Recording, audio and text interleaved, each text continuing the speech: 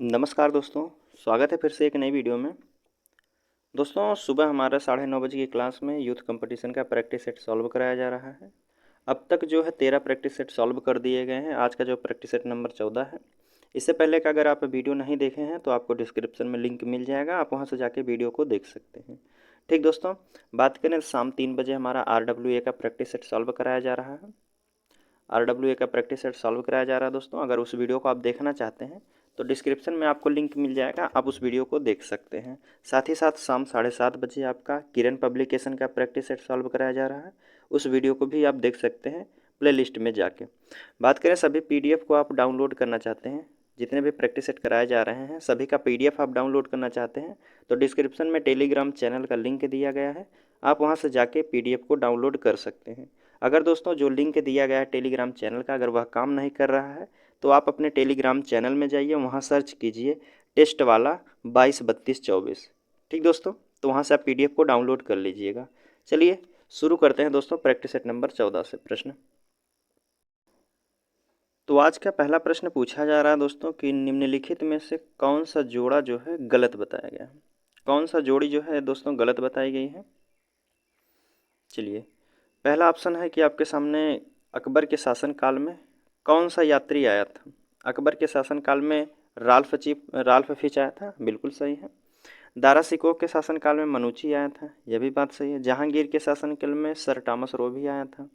बात किया जा रहा है शाहजहां के शासनकाल में जुर्डान आया था, तो नहीं, शाहजहां के शासनकाल में जो है जुर्डान नहीं आया था। इसके शासनकाल में बात किया जाए तो इसके शासनकाल में आया था बर्नियर आया था। कौन था? बर्नियर दोस्तों किसके शासनकाल में आया था?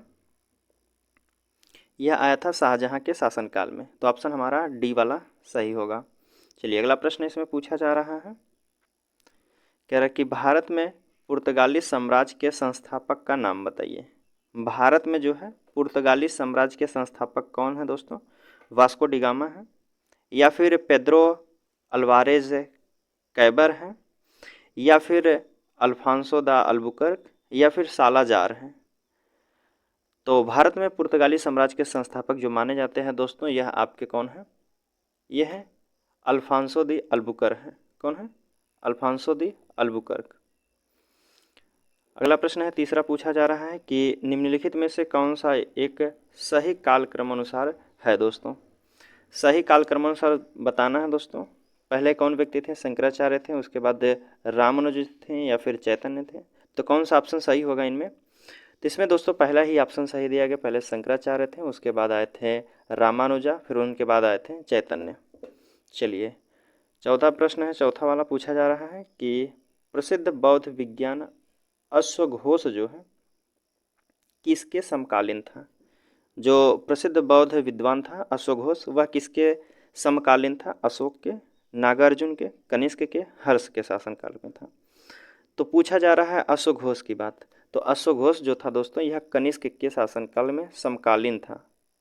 कनिष्क के शासनकाल के समकालीन था। चलिए पांचवा प्रश्न इसमें पूछा जा रहा है, मगध का कौन सा सम्राट जो है अपरो परशुराम के नाम से जाना जाता है। अपरो परशुराम के नाम से यह कौन व्यक्ति जाना जाता था? बिंदुसार था, अजातशत्रु, कालाशोक, महापद्म नंद था। तो अपरो परशुराम के नाम से जो जाना जाता था दोस्तों, यह आपका महापद्म नंद है। ऑप्शन डी वाला हमारा सही होगा। चलिए छठवां प्रश्न इसमें पूछा जा रहा है कि निम्नलिखित में से किस कानून ने पहली बार भारत में एक क्रियाशील विधान परिषद का सृजन किया था। किस कानून में जो है पहली बार क्रियाशील विधान परिषद का सृजन किया गया था दोस्तों? चार्टर एक्ट 1793 में, चार्टर एक्ट 1813 में, या फिर 1853 में, या फिर 1833 में। बात किया जा रहा है विधान परिषद की। कह रहा है कि क्रियाशील विधान परिषद का सृजन जो है किस एक्ट में किया गया था। तो यह किया गया था दोस्तों 1853 के एक्ट में, चार्टर एक्ट 1853 में जो आया था।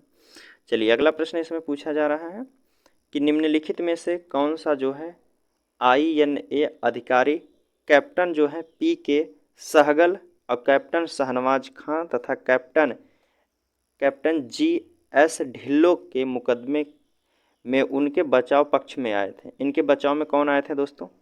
भूला जी जो हैं भूला भाई देसाई थे, मदन मोहन मालवीय थे, डॉक्टर सैफुद्दीन किचलू थे, या फिर गणेश वासुदेव मावलंकर थे। जो ये आई हैं INA और PK सहगल, कैप्टन शहनवाज खां और कैप्टन GS ढिल्लो के मुकदमे में जो बचाव पक्ष में आए थे, यह आए थे आपके भूला भाई देसाई थे। कौन थे? भूला भाई देसाई। ऑप्शन ए वाला हमारा सही होगा, भूला भाई देसाई। चलिए अगला प्रश्न इसमें पूछा जा रहा है, गांधी जी ने अंततः जो है सविनय अवज्ञा आंदोलन कब स्थगित किया था? गांधी जी जो है सविनय अवज्ञा आंदोलन कब बंद किए थे दोस्तों? 1930 में, 1932 में, 1933 में, या 1934 में बंद किए थे? पूछा गया है कि सविनय अवज्ञा आंदोलन जो है स्थगित किया गया था, तो यह स्थगित किया गया आपका 1934 में। अगला प्रश्न इसमें पूछा जा रहा है, इनकलाब जिंदाबाद का नारा किसके संबंध में है? इनकलाब जिंदाबाद का नारा कौन व्यक्ति दिए थे? चंद्रशेखर आज़ाद थे, राम प्रसाद बिस्मिल है, भगत सिंह है, लाला हरदयाल है। तो इनकलाब का जो नारा दिए थे दोस्तों सभी को पता होगा, भगत सिंह है। कौन है? भगत सिंह है। चलिए अगला प्रश्न देखते हैं। इसमें पूछा जा रहा है 11 नंबर का प्रश्न है कि पार्कलैंड वनस्पति विशेषता है। पार्कलैंड वनस्पति की विशेषता क्या है दोस्तों? उष्ण कटिबंधीय वनों की है, सवाना की है, प्रेरीज की है, या फिर पंपास की है। तो पार्कलैंड वनस्पति की जो विशेषता है दोस्तों, यह आपकी सवाना की है। किसकी? सवाना की। चलिए अगला प्रश्न इसमें पूछा जा रहा है, भूकंपों की तीव्रता मापी जाती है। भूकंपों की तीव्रता मापी जाती है, किससे मापी जाती है? ऑप्शन आपके सामने है, रिक्टर पैमाने से, डेसिबल पैमाना से, पीएच पैमाना से, या फिर सेल्सियस पैमाना से। भूकंपों की जो तीव्रता मानी जाती है दोस्तों, यह रिक्टर पैमाना से मापी जाती है। ऑप्शन ए वाला हमारा सही होगा। अगर बात किया जाए डेसिबल पैमाने से क्या मापा जाता है, तो डेसिबल पैमाने से जो है ध्वनि की तीव्रता मापी जाती है। क्या है? ध्वनि मापी जाती है। अगर यही बात करें जो है सेल्सियस से क्या मापा जाता है दोस्तों, सेल्सियस पैमाना से जो आपका मापा जाता है, इसकी बात करें सेल्सियस से आपका मापा जाता है तापमान। क्या है? तापमान। और बात किया जा रहा है पीएच पैमाना की, पीएच पैमाना से क्या मापा जाता है, तो पीएच पैमाना में जो है अम्ल या फिर क्षार मापा जाता है। अम्ल या फिर क्षार। ठीक, तो हमारा ऑप्शन क्या होगा? हमसे पूछा गया था भूकंपों की तीव्रता जो मापी जाती है किससे मापी जाती है, तो भूकंपों की तीव्रता जो है रिक्टर पैमाना से मापी जाती है। चलिए 13 नंबर का प्रश्न इसमें पूछा गया है। इसमें है आपके सामने कि सूची 1 को सूची 2 के साथ सुमेलित कीजिए और सूचियों के नीचे दिए गए कूट का प्रयोग सही करके उत्तर दीजिए। चलिए इसमें मिलान करना है और उसका उत्तर देते हैं। कुछ एल्युमिनिया कंपनी दी गई हैं और वह कहाँ स्थित है यह हमसे बताया गया है। चलिए बाल्को कहाँ स्थित है दोस्तों? बाल्को की बात की जा रही है, तो बाल्को जो स्थित है, बाल्को एल्युमिनियम कंपनी जो है यह आपका कोरबा में है। और हिंडाल्को की बात करें, हिंडाल्को कहाँ स्थित है? यह रेणुकूट में है, सोनभद्र के रेणुकूट में स्थित है हिंडाल्को। और पूछा गया है कि इंडियन एल्युमिनियम कंपनी की बात किया जा रहा है, तो यह कहाँ स्थित है? इंडियन एल्युमिनियम कंपनी यह हीराकुंड कहाँ है? हीराकुंड में है। नाल्को की बात की जाए तो नाल्को जो है कोरापुट में है। ऑप्शन तीसरे के साथ मिलेगा। तो हमारा क्या होगा? पहले का दूसरा और दूसरे का चौथा। पहले का दूसरा और दूसरे का चौथा किस ऑप्शन में दिया गया? पहले का दूसरा, दूसरे का चौथा, ऑप्शन बी में दिख रहा है दोस्तों, तो हमारा बी वाला सही होगा। 14 नंबर का प्रश्न है, इसमें भी सही सुमेलित नहीं है, यह पूछा गया है कि कौन सा जो है सही सुमेलित नहीं है। पूछा गया है कि मणिकरण जो है हिमाचल प्रदेश में है, ज्वालामुखी जम्मू कश्मीर में है, अनहोनी मध्य प्रदेश में है, तप्त पानी जो है उड़ीसा में है। तो कौन सा सही सुमेलित नहीं है? कौन सा सही सुमेलित नहीं है दोस्तों? ज्वालामुखी जो है जम्मू कश्मीर से संबंधित नहीं है। हमारा ऑप्शन जो होगा बी वाला सही है। इसमें कह रहा है कि निम्नलिखित में से कौन सा एक जो है G8 का सदस्य नहीं है? G8 का सदस्य नहीं है, कौन है? रूस है, ब्रिटेन, स्पेन, कनाडा। बात की जा रही है G8 की दोस्तों, तो G8 में जो शामिल नहीं है यह स्पेन नहीं है, लेकिन वर्तमान में जो है G7 है। G7 है। अब कौन सा देश हटा इनमें से? इनमें से आपका जो है रूस भी हट गया है। G8 जो है G8 का हिस्सा नहीं था, अब G7 ही बच गए हैं। तो हमारा ऑप्शन को होगा ऑप्शन सी वाला बिल्कुल सही है। चलिए अगला प्रश्न इसमें पूछा जा रहा है कि बौद्धों की अधिकतर संख्या पाई जाती है बौद्धों की अधिकतम संख्या कहाँ पाई जाती है? बिहार में, कर्नाटक में, महाराष्ट्र में या फिर उत्तर प्रदेश में? तो सबसे ज़्यादा बिहार जो है बौद्ध धर्म के अनुयायियों की संख्या जो पाई जाती है यह आपकी पाई जाती है महाराष्ट्र में, जो है बौद्ध धर्म की अधिकता सबसे अधिक पाई जाती है। चलिए अगला प्रश्न इसमें पूछा जा रहा है। इसमें पूछा जा रहा है कि 2005-06 में प्रारंभ की गई भारत निर्माण योजना का अंग निम्नलिखित में से कौन नहीं है? जो 2005-06 में प्रारंभ की गई थी भारत निर्माण योजना, इनमें से एक नहीं है। कौन नहीं है यह हमसे पूछा गया है। ग्रामीण आवास नहीं है, ग्रामीण स्वच्छता नहीं है, पेयजल नहीं है या फिर ग्रामीण सड़क नहीं है। तो 2005-06 में प्रारंभ की गई थी जो भारत निर्माण योजना दोस्तों, उसका अंग जो है ग्रामीण स्वच्छता नहीं था। ऑप्शन बी वाला हमारा सही है। चलिए अगला प्रश्न इसमें पूछा जा रहा है कि BIFR संबंधित है।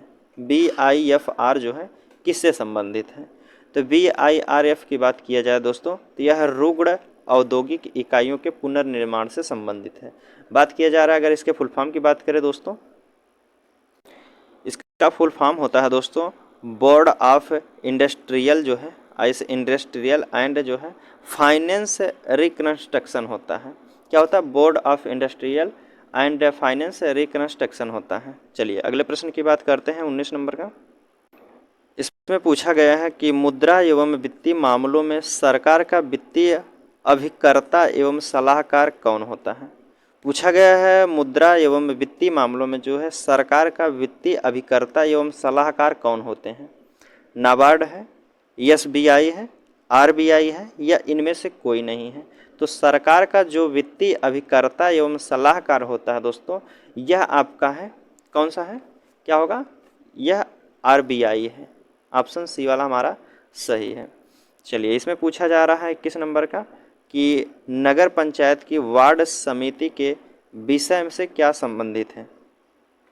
क्या गया कि नगर पंचायत की वार्ड समिति के विषय में सही क्या है दर्शाया गया है। चलिए अब पहला ऑप्शन कह रहा है कि नगर पंचायत के कुछ वार्डों को मिलाकर वार्ड समिति बनाई जाती है, बिल्कुल बात सही कही गई है। दूसरा कह रहा है कि इनमें जो है इसमें वार्ड से निर्वाचित पार्षद सदस्य होते हैं, यह भी बात सही है। तीसरा कह रहा है कि वार्ड में रहने वाले 2 व्यक्ति समिति में मनोनीत किए जाते हैं, यह भी बात सही है। चौथा कह रहा है कि जो है कि वार्ड समिति का अध्यक्ष नगर पंचायत अध्यक्ष के द्वारा नामित किया जाता है, नहीं, नामित नहीं किया जाता है। तो चौथा हमारा गलत है, बाकी तीनों सही हैं। तो किस ऑप्शन में दिया गया है? पहला, दूसरा, तीसरा जो सही है तो यह ऑप्शन सी वाला हमारा सही होगा। फिर इसमें पूछा जा रहा है 22 नंबर का प्रश्न है, एक उच्च न्यायालय का न्यायाधीश जो है अपना त्यागपत्र संबोधित करता है। एक उच्च न्यायालय का न्यायाधीश जो है अपना त्यागपत्र किसे देता है? राष्ट्रपति को, भारत के मुख्य न्यायाधीश को या फिर उसके राज्य के उच्च न्यायालय के मुख्य न्यायाधीश को या फिर राज्य के राज्यपाल के? बात किया जा रहा है दोस्तों उच्च न्यायालय की।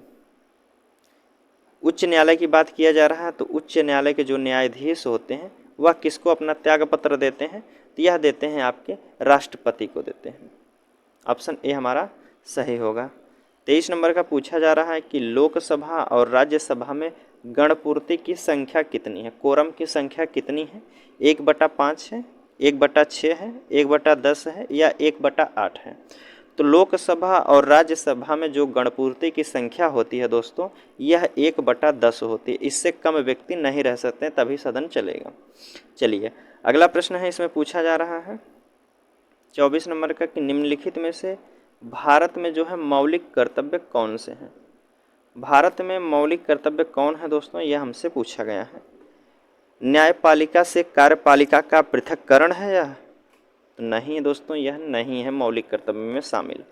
बी वाला कह रहा है कि हमारी मिली जुली संस्कृति की समृद्धि विरासत को संरक्षित करना हमारा महत्व प्रदान करना है। तो ऑप्शन बी वाला हमारा सही होता है। अगला प्रश्न है, अगला ऑप्शन देख लेते हैं। इसमें कह रहा है कि बच्चों के लिए मुफ्त एवं अनिवार्य शिक्षा यह मौलिक अधिकार में है, ना कि मौलिक कर्तव्य में। यह भी हमारा गलत हो जाएगा। छुआछूत की परंपरा को समाप्त करता है, यह अनुच्छेद आपका 17 है। तो 17 अनुच्छेद आपका है किस में है, मौलिक अधिकार में है, तो यह भी हमारा गलत हो गया। केवल ऑप्शन जो है बी वाला हमारा सही होगा, जो मौलिक कर्तव्य से है। 25 नंबर का प्रश्न पूछा जा रहा है कि भारतीय संविधान की 11वीं अनुसूचियाँ संबंधित हैं। भारतीय संविधान की जो 11वीं अनुसूचियाँ हैं किससे संबंधित है, पंचायती राज से है, नगर पालिका से है, केंद्र राज्य के संबंधों से है, या इनमें से कोई नहीं है। पूछा गया है 11वीं अनुसूचियाँ। 11वीं अनुसूची की बात करें दोस्तों, यह आपका केंद्र राज्य से संबंधों से है, केंद्र राज्य संबंधों से है आपकी 11वीं अनुसूचियाँ। 26 नंबर का प्रश्न पूछा जा रहा है कि निम्नलिखित में से कौन सा वायु प्रदूषण जो है, वायु प्रदूषण का एक जैव सूचक है। वायु प्रदूषण का कौन एक जैव सूचक है दोस्तों, फर्न है, लाइकेन है, मनी प्लांट है, या अमरवेल है।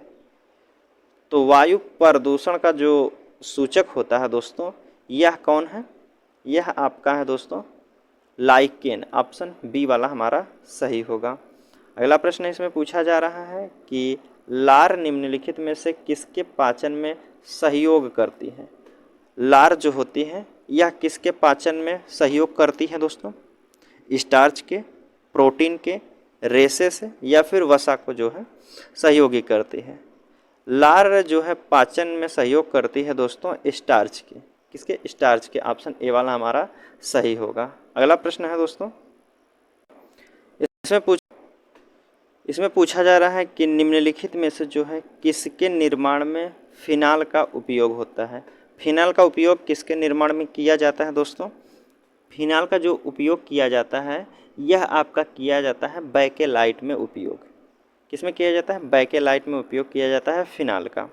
चलिए अगला प्रश्न है, इसमें पूछा जा रहा है आकाश का नीला रंग, आकाश नीला दिखाई देता है, क्यों दिखता है, यह हमसे पूछा गया। आकाश जो है नीला क्यों दिखाई देता है, प्रकाश के प्रकीर्णन के कारण, या फिर हवा के प्रकीर्णन के कारण, या फिर धूल के कणों के प्रकीर्णन के कारण, या फिर पानी के कणों के प्रकीर्णन के कारण होता है।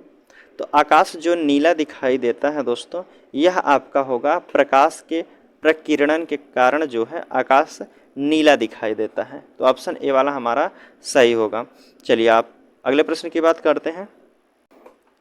इसमें पूछा जा रहा है कि पृथ्वीराज रासो जो है, पृथ्वीराज रासो किस कवि की रचना है, सारगंधर की है, या फिर नरपति की है, या फिर चंद्रबरदाई की है, जगनिक की है।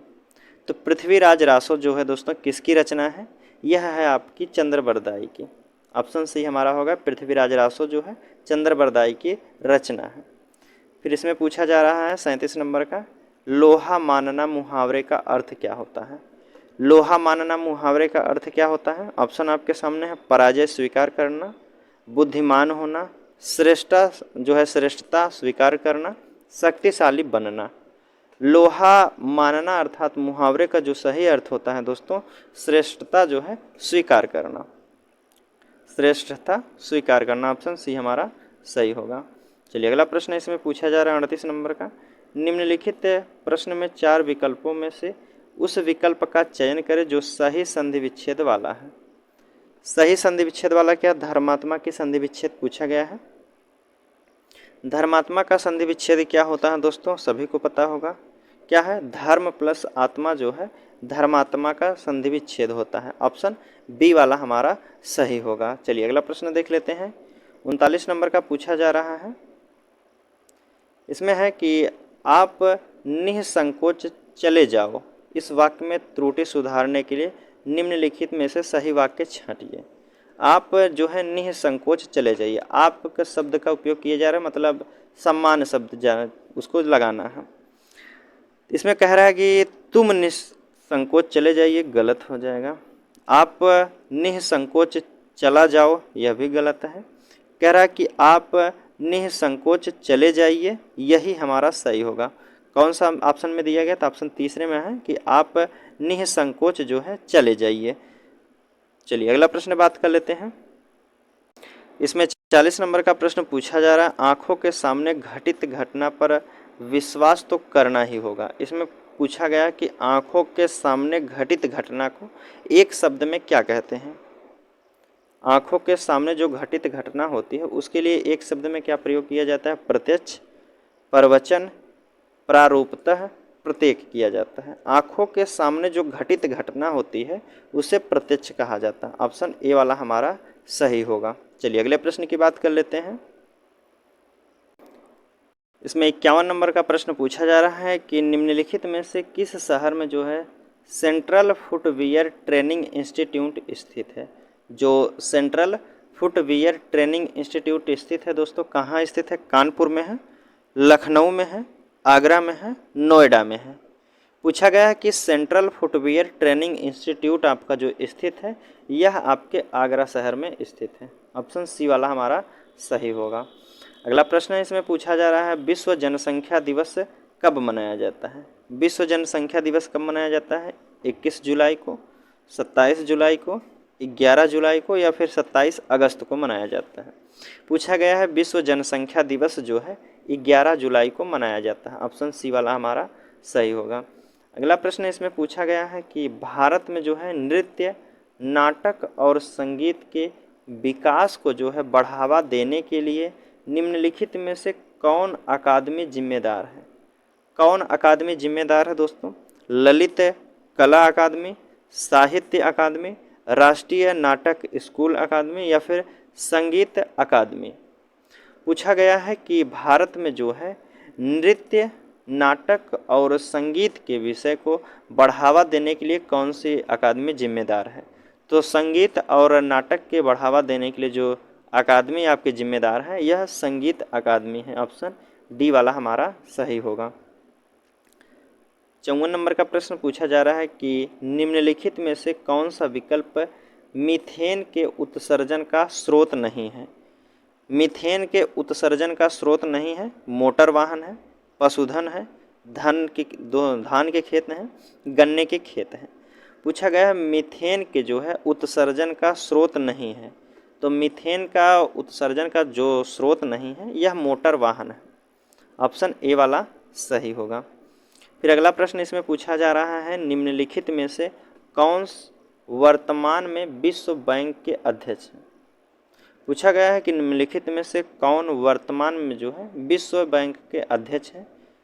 तो यह आपके वर्तमान समय में जो अध्यक्ष हैं यह हैं आपके जिम योंग किम हैं। कौन है? Jim Yong Kim. Option A वाला सही है। चलिए अगला प्रश्न इसमें 56 नंबर का पूछा जा रहा है। इसमें पूछा जा रहा है कि सौर मंडल की उत्पत्ति से संबंधित इनमें से कौन सा सिद्धांत जो है सही ढंग से मेल खाता है? सौर मंडल की उत्पत्ति से संबंधित जो है इनमें से कौन सा सिद्धांत सही ढंग से मेल खाता है? तो इसका सही आंसर आपका ऑप्शन बी वाला सही हो जाएगा। चलिए अगला प्रश्न है 57 नंबर का पूछा जा रहा है कि भारतीय राज्यों में मुद्रा बिल होने के लिए एक बिल को कौन प्रमाणित करता है? भारतीय राज्यों में जो है मुद्रा बिल होने के लिए एक बिल को कौन प्रमाणित करते हैं दोस्तों? राज्य विधानसभा के अध्यक्ष करते हैं, राज्य वित्त मंत्री करते हैं, राज्य का राज्यपाल करते हैं या फिर उच्च न्यायालय के प्रमुख न्यायाधीश करते हैं? पूछा गया कि भारतीय राज्यों में जो है राज्यों में मुद्रा बिल होने के लिए एक बिल को प्रमाणित कौन करते हैं? तो यह आपके करते हैं राज्य विधानसभा के अध्यक्ष करते हैं, राज्य विधानसभा के स्पीकर करते हैं कि यह एक बिल है या नहीं है।